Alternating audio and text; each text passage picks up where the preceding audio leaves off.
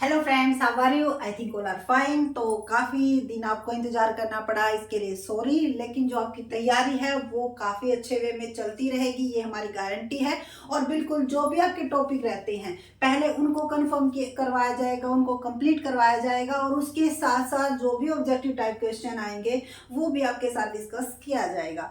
लेकिन जो भी आपकी क्वेरी है वो आप क्वेश्चन जरूर पूछिएगा, क्योंकि अगर आप क्वेश्चन ही नहीं पूछोगे तो आपकी जो प्रॉब्लम है वो प्रॉब्लम ही रह जाएगी, और वो फिर आपको एग्जाम में बहुत ज्यादा परेशान करेगी। तो देखो, आज एक नया टॉपिक लेके आए हुए हैं, क्वालिटी सर्कल, क्योंकि ये रहता था और काफी इंपॉर्टेंट भी है।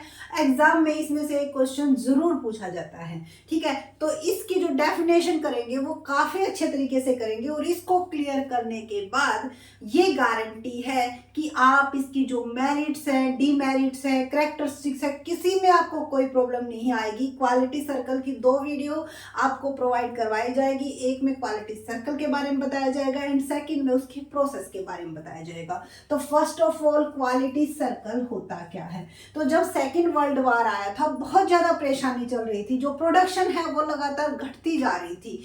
तो ये जो हमारी क्वालिटी सर्कल, अगर जाना जाए कि कहाँ से आई, तो ये कहाँ से आई थी? जापान से आई थी। और इसको लेकर आने वाले, यानी कि कई बार सजेस्टेड पूछ लिया जाता है और कई बार इसको स्टेबलाइज पूछ लिया जाता है, किसकी स्थापना किसने की। तो अगर नाम आया आपका सजेस्टेड कि किसने इसको सजेस्ट किया था, तो उसके लिए जो हमारे डब्ल्यू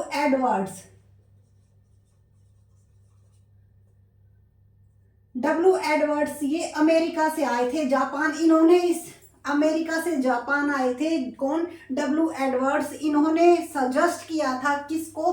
क्वालिटी सर्कल को। लेकिन अगर बात आए कि इसकी स्थापना किसने की, तो इसकी स्थापना जो की थी प्रोफेसर कारो, KAORE, प्रोफेसर कारो, ऐसा ही कुछ नाम है भाई। स्पेलिंग अगर मिस्टेक हो जाती है तो देख लेना एक बार। इसकावा, कारो इसकावा, WA। ठीक है, इस चीज को जरूर ध्यान में रखना। अगर सजेस्टेड आएगा तो किसने की थी? डब्ल्यू एडवर्ड्स ने सजेस्ट किया था, और स्थापना किसने की थी? कारो इसकावा, जो कि जापान के थे। क्वालिटी सर्कल को स्टेबलाइज कर दिया। और किस लिए आई थी? क्योंकि वर्ल्ड वार जो सेकंड आया था उसमें बहुत ही ज्यादा जो प्रोडक्शन है, क्वालिटी है, वो क्या हो गई थी? लो हो गई थी। तो इस चीज को सजेस्ट करने के लिए, और जो इसकी डेफिनेशन हमने ली है फॉर्म ऑफ इंडिया के द्वारा, जो क्वालिटी सर्कल फॉर्म है इंडिया के द्वारा जो दी गई है, उसको ली है। क्यों ली है? क्योंकि इसमें आपकी सारी की सारी बातें जो इंपॉर्टेंट है वो इस डेफिनेशन के थ्रू क्लियर हो जाएंगी। तो फर्स्ट ऑफ ऑल, तो quality circle is a voluntary group. और पिछली बार जब क्वेश्चन आया था तो यही था कि उसमें क्या दे दिया गया था, उसकी कैरेक्टरिस्टिक्स दे रखी थी, और उसमें ये एक ऑप्शन ऐड कर दिया गया था कि quality circle is a non voluntary group. वो ही ऑप्शन आपका रॉन्ग था। तो हर एक पॉइंट को ध्यान में रखिएगा। क्वालिटी सर्कल क्या होता है? वॉलंटरी ग्रुप होता है, यानी कि आप किसी को अपने ग्रुप में ऐड होने के लिए प्रेशर नहीं दे सकते। वो खुद अपनी इच्छा से आपके ग्रुप में ऐड होना चाहता है। जैसे हम कॉलेज या स्कूल में जाते हैं तो जो सर्कल होता है उसमें हमारा जो 5 या 6 का जो ग्रुप बन जाता है, क्या उसमें हम किसी को प्रेशर से डालते हैं? जी नहीं। जिसकी इच्छा जिसके साथ बैठने की होती है वो उसमें क्या हो जाता है? ऐड हो जाता है। तो ये भी एक क्या होता है? वॉलंटरी ग्रुप होता है। इसमें आप किसी को भी प्रेशर में देके इन्वॉल्व नहीं कर सकते। वॉलंटरी ग्रुप ऑफ पीपल, वो meet together on a regular basis. Regular basis weekly भी हो सकते हैं, मंथली भी हो सकते हैं, या फिर आपकी कोई भी डेट आपने डिसाइड कर ली वो भी हो सकता है। इस चीज का जरूर ध्यान रखिएगा, रेगुलर नेचर पे होनी चाहिए। ये नहीं कि आज हम मिले फिर 1 साल के बाद मिलते हैं, 6 महीने के बाद मिलते हैं, तो उसको आप क्वालिटी सर्कल नहीं बोलोगे। क्वालिटी सर्कल क्या होता है? वॉलंटरी ग्रुप होता है, यानी कि अपनी इच्छा से उस ग्रुप में हम ऐड होते हैं, और रेगुलर बेसिस पर, वो वीकली भी हो सकता है, यानी कि 1 हफ्ते का हम डिसाइड कर लेते हैं कि भाई हमें हर मंडे को मिलना है, या फिर मंथ के कि हमें हर फरवरी के लास्ट में, मार्च के लास्ट में इस चीज को मिलना है। तो ये किस चीज की होनी चाहिए? कहने का मतलब ये है रेगुलर बेसिस की होनी चाहिए। रेगुलर बेसिस का मतलब ये नहीं है कि हर रोज मिलना है। ठीक है, वीक, मंथली, कैसे भी आप डिसाइड कर सकते हैं। वो कौन डिसाइड करेगा? ग्रुप डिसाइड करेगा। टू आइडेंटिफाई, क्या आइडेंटिफाई करता है? Analyse and solve quality, productivity, cost reduction, safety and other problem in their worker area leading to improvement in their performance and enrichment of their work life.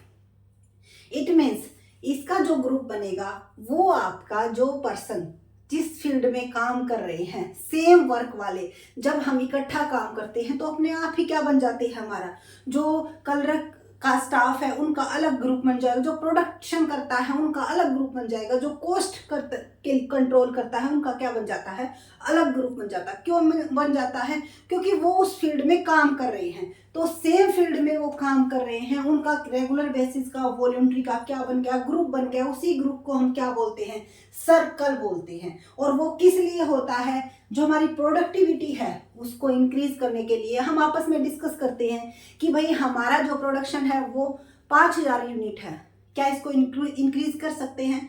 तो हर एक बंदे में क्या होती है, कुछ प्रतिभा होती है, कुछ छिपी हुई, कुछ उसके अंदर अपनी एक अलग, सबकी अपनी एक अलग क्वालिटी होती है, एबिलिटी होती है।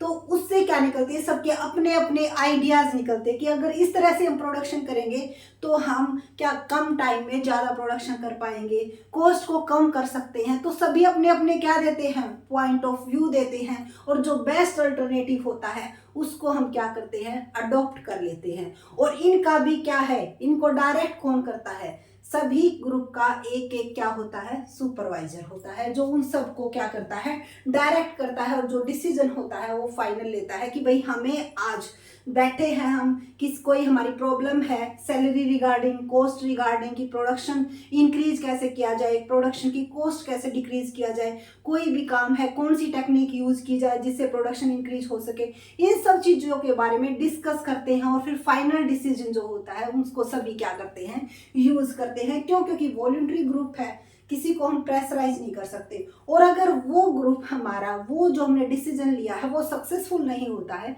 तो हम इसमें किसी को पेनल्टी भी नहीं दे सकते, ये जरूर ध्यान में रखिएगा। ठीक है, तो जो हमारा क्वालिटी सर्कल का क्या मीनिंग निकल के आया है एक बार ब्रीफ में समझ लेते हैं। कई बार क्वालिटी सर्कल में ये भी पूछ लिया जाता है कि मेंबर कितने होते हैं। तो अगर बात की जाए मिनिमम मेंबर की तो 3 आएंगे, और अगर बात की जाए मैक्सिमम मेंबर की तो कितने आएंगे, 12 आएंगे। यानी कि कम से कम 3 मेंबर और ज़्यादा से ज़्यादा 12 मेंबर हो सकते हैं एक क्वालिटी सर्कल में, ये ज़रूर ध्यान में रखिएगा। तो क्वालिटी सर्कल में 3 या 12 मेंबर्स का एक क्या होता है, ग्रुप होता है, जिसको हम सर्कल कहते हैं। वो किस लिए, वॉलंटरी, यानी कि अपने आप जो मेंबर है वो बना लेते हैं, और सेम फील्ड के होते हैं। क्यों? क्योंकि सेम फील्ड में अगर काम करते हैं तभी हम क्या कर सकते हैं, अच्छा डिसीजन ले पाएंगे, क्योंकि उनको पता होता है कि हम जो काम कर रहे हैं उसमें हमें क्या क्या प्रॉब्लम फेस करनी पड़ रही हैं। उन सब का एनालाइज करके फिर क्या निकाला जाता है, एक सॉल्यूशन निकाला जाता है। वही हमारा क्या होता है, क्वालिटी सर्कल कहते हैं। तो अब आपको इससे क्या है, आपने डेफिनेशन क्लियर कर ली, अब आप इसकी इंपॉर्टेंस और जो लिमिटेशन है वो अपने आप ही बना लोगे। क्यों? क्योंकि इसकी बेनिफिट क्या हो गया, डेली हमें क्या पता चल जाता है, प्रॉब्लम का पता चल जाता है, उसको हम क्या कर सकते हैं, सोल्व कर सकते हैं। और प्रॉब्लम रिसॉल्व होंगी तो जो एम्प्लॉयज है उनमें आपस में कोऑर्डिनेशन होगा, कोऑर्डिनेशन होगा तो प्रोडक्शन इंक्रीज होगा, कॉस्ट रिड्यूस होंगी, तो बहुत सारे बेनिफिट अपने आप ही निकल के आ जाते हैं। अब इसकी लिमिटेशन क्या होती है, देखो इसके लिए किसी को पेनल्टी नहीं दे सकते। तो कई बार क्या होता है, ग्रुप में जो ऑब्जेक्टिव है उससे हम अपने पर्सनल इश्यूज डिस्कस करने लग जाते हैं, जिससे टाइम वेस्ट होता है। ठीक है, तो इस तरह से इसकी ये क्या होगी, लिमिटेशन हो गई, टाइम वेस्ट हो गया। कई बार क्या होता है, आपस में कोऑर्डिनेशन नहीं है, कई बार हम इकट्ठा रहते हुए भी हमारे बीच में कोऑर्डिनेशन नहीं होता, तो गलत डिसीजन भी लिए जा सकते हैं। तो ये इसकी क्या हो जाती है, लिमिटेशन हो जाती है। हर एक चीज के बेनिफिट हैं तो लिमिटेशन भी है, लेकिन इसकी लिमिटेशंस को क्या किया जा सकता है, खत्म किया जा सकता है, और इसके बेनिफिट्स वो जो है ज़्यादा हैं, इसीलिए इसको अडॉप्ट किया जाता है, और बहुत ही ज़्यादा हमारी जो प्रोडक्शन है इसके इंक्रीज की जा सकती है। तो ये था हमारा क्वालिटी सर्कल, जिसमें आपको कंफ्यूजन हो रही थी कि मैम क्वालिटी सर्कल क्या होता है। सारी इंपॉर्टेंट बातों को डिस्कस किया गया है कि कौन लेके, सजेस्ट किसने किया था, डब्ल्यू एडवर्ड्स ने किया था। ये अमेरिका से जापान गए थे, इन्होंने सजेस्ट किया। 1960 में आपका कैरो इशिकावा, इसने क्या किया, इसको स्टेबलाइज किया। और हाँ, एक और बात आ जाती है कि जो हमारा नवंबर मंथ है, जापान का नवंबर मंथ हमारा राष्ट्रीय नेशनल क्वालिटी सर्कल के रूप में क्या कर दिया गया था, घोषित कर दिया गया था 1960 में, कि हम जो है नवंबर को किस डे के रूप में बनाएंगे, नेशनल क्वालिटी सर्कल के रूप में बनाएंगे। ये भी वैसे इंपॉर्टेंट तो नहीं है, लेकिन हमारा एचपीएससी का कुछ नहीं कह सकते, कुछ भी पूछ सकता है। तो इस तरह से आपके हर एक पॉइंट को जो है आपके सामने लाने की कोशिश की गई है। और अगर हमारी वीडियो अच्छी लगती है तो चैनल को सब्सक्राइब, वीडियो को लाइक और शेयर करना न भूलें। और अगर आपको कहीं भी थोड़ी सी कमी लगती है तो आप हमें सजेशन भी ज़रूर दीजिएगा, ताकि जब भी नेक्स्ट वीडियो बनाएंगे उस चीज़ को ज़रूर ध्यान में रखेंगे। तो thank you so much, and please channel को सब्सक्राइब, वीडियो को लाइक और हमारा टेलीग्राम ग्रुप ज्वाइन करना न भूलें। Thank you.